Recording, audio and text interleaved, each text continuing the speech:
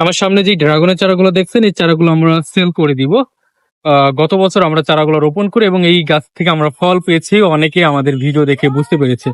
দেখুন, এই যে এখান থেকে কিন্তু একটা ফল পেয়েছিলাম। তো আপনারা যারা একেবারে ছাদে রেডি ড্রাগন গাছ নিতে চান, তারা আমাদের কাছ থেকে নিতে পারেন। আমরা সারা বাংলাদেশে আপনাদেরকে এই চারাগুলো পাঠিয়ে দিব। একেবারে ক্যারেট সহ, মাটি সহ গাছ, একেবারে অথেন্টিক থাকবে, ভালো থাকবে। এই গাছগুলোকে সোজা করে চারি সাইড থেকে বেঁধে ভালো করে আপনাদের কাছে পাঠিয়ে দিব।